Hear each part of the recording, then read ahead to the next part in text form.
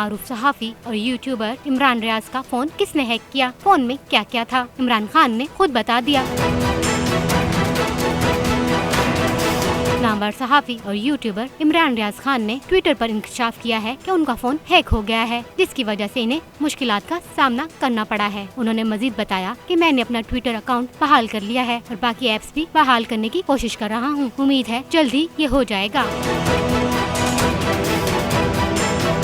नामवर सहाफी इमरान रियाज खान बहुत जल्दी शोहरत की बुलंदियों पर पहुंचने वाले सहाफियों की सफ में शुमार किए जाते हैं। इनकी बेबाक गुफ्तगू के लाखों फैंस हैं। इमरान रियाज खान के यूट्यूब और ट्विटर पर मिलियंस में फॉलोअर्स हैं और इनकी खबर की गूंज फौरन इक़्तिदार आला के ईवानों तक पहुंच जाती है। ऐसे में इनके फोन का हैक होना काबिले जिक्र है और सोशल मीडिया सारिफीन अपने अपने नजरियात के मुताबिक कयास आराइयां कर रहे हैं कि फोन हैक हो गया है या किया गया है। अगर किया गया है तो किसने किया है। इमरान खान ने अपने ट्विटर मैसेज पर किसी पर शक जाहिर नहीं किया। उन्होंने बस इतना कहा है कि वो ट्विटर रिकवर करने के बाद बाकी ऐप्स भी रिकवर करने की कोशिश कर रहे हैं।